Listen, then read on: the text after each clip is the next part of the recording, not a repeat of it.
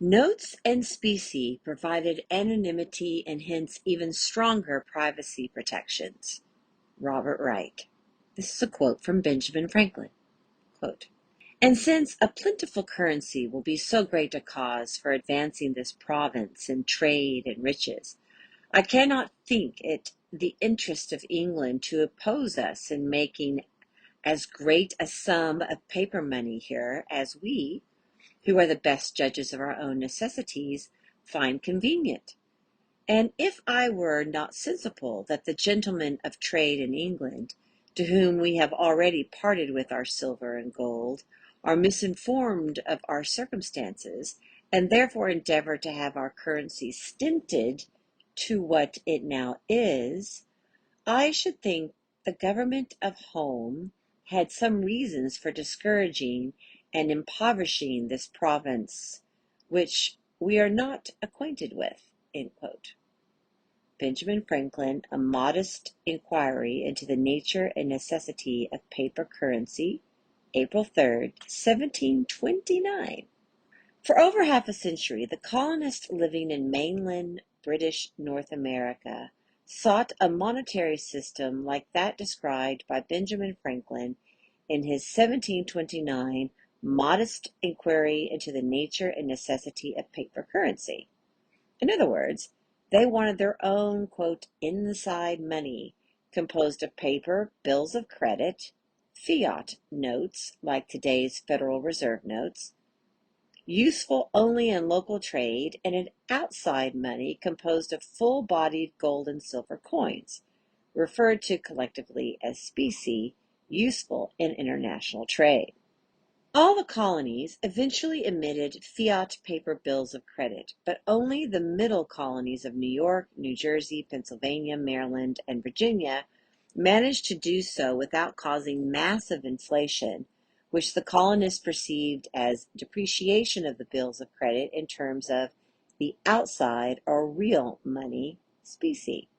As with most things in life, too much of a good thing can lead to bad outcomes. The colonists wanted inside money because each unit of it, confusingly for us called pounds, they admitted into circulation allowed the same amount of gold or silver to be used to purchase goods abroad. That helped the colony's economy, but only until all the specie had been exported. The effect of issuing more bills of credit after that point was to make each unit less valuable domestically, price inflation or currency depreciation, depending on your perspective. The northernmost and southernmost colonies greatly exceeded that break-even point because they found it easier to finance their many wars against the French, Spanish, and their American Indian allies by printing more inside money than by raising taxes. Double-digit inflation ensued, which injured the interest of creditors, the rich people who lent money. That is because the purchasing power of the depreciated money they were repaid with, even the single-digit interest paid in addition, was less than they expected. Those rich lenders had the ear of policymakers in London, who in 1764 prohibited the colonists, even those in the middle colonies, from emitting any more bills of credit. This may have merely miffed the colonists had the restriction not taken place in the midst of a post-war economic downturn and a period of toughened trade restrictions that made it difficult for the colonists to trade enough with the right partners abroad to maintain sufficient amounts of specie in domestic circulation. Instead of inflation, the colonists suffered from massive deflation. As a result, foreign and domestic trade decreased markedly, as did real estate prices. Interest rates increased on mortgages, when they could be had at all, because money was in such limited supply. Money matters became so desperate that squirrel scalp bounties began to circulate as cash in Bucks County, Pennsylvania, and newspapers published odes to coins that colonists rarely saw in circulation anymore. By 1765, borrowers began to default, and lose all their property at sheriff's sales. Many found themselves still owing money even after all their assets had been sold at low prices and ended up in debtors' prisons where some died. The colonists pleaded for relief, but instead the mother country implemented the Stamp Act, which imposed new taxes and threatened to denude the colonists of all their remaining specie. The colonists successfully protested the Stamp Act, but in the process initiated a series of increasingly violent conflicts that ended with the Declaration of Independence and Revolutionary War. The Americans funded much of the war effort with a new inside money called Continentals, issued far too many, and saw them depreciate in value, at first slowly, but later essentially to zero. No longer constrained by British trade policies, and with help from French infusions, specie again became the predominant form of money in America. Yet Franklin and younger, financially savvy policymakers like Robert Morris, Thomas Willing, and Alexander Hamilton knew that inside money could help to stimulate the economy, so long as it did not displace all of the specie once again. So they created new institutions, commercial banks, that issued two forms of inside money, deposits and notes, convertible on demand into a fixed amount of specie. When the new Constitution was framed, the financiers managed to ban state governments from issuing fiat money, but were silent about the new federal government's power to issue it. For over a century, it did so only during major wars and afterwards withdrew it from circulation via taxes, as the middle colonies had done.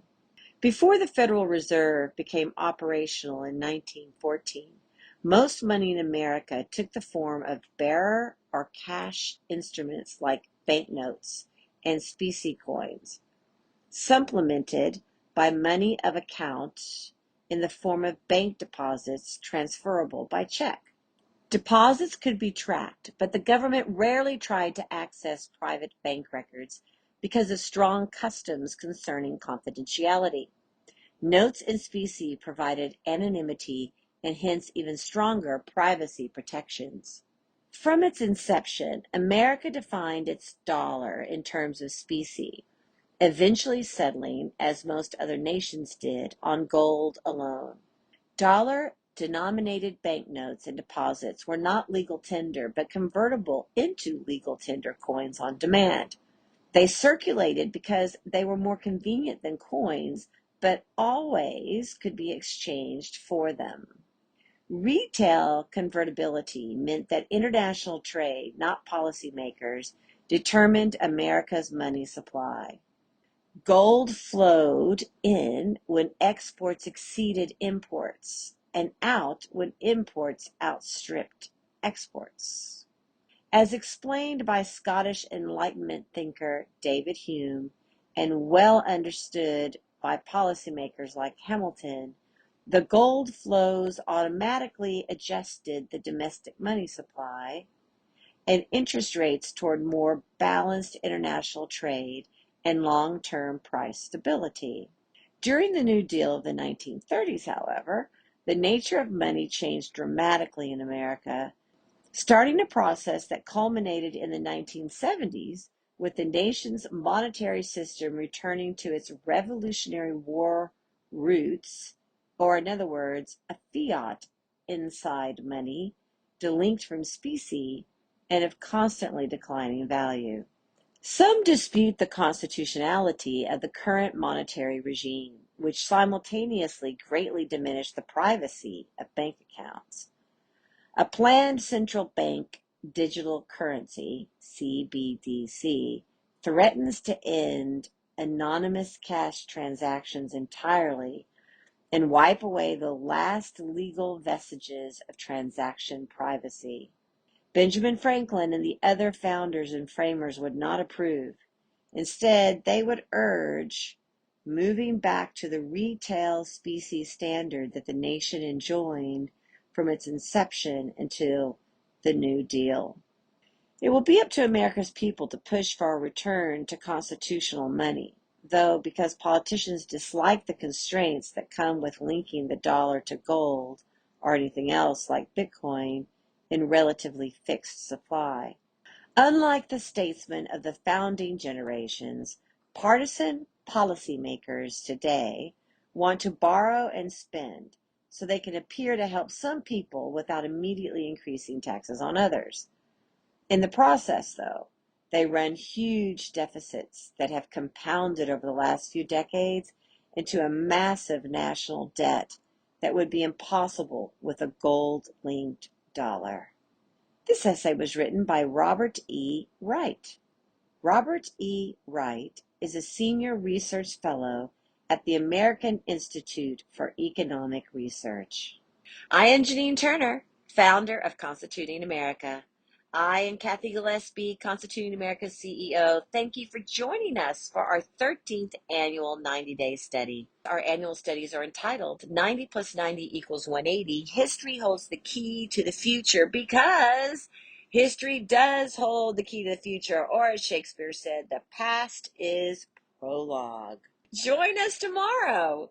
Right back here, same bat channel, same bat time, for those of you who are as old as I and watched Batman, the TV show. Don't forget to check out our essays on American exceptionalism. It's our study from last year. If you go to the constitutingamerica.org and scroll down, you'll see the studies, and you'll see a little red button that says American Exceptionalism Study. Really good, so that we have 90 days of 90 tools in our toolbox so that we can have a really good civil civic conversation about why America is exceptional. Have a great day. We thank Amanda Hughes for championing these wonderful studies, and for Bobby Rodriguez for editing these wonderful essays and sending them out there into the universe. Have a wonderful day.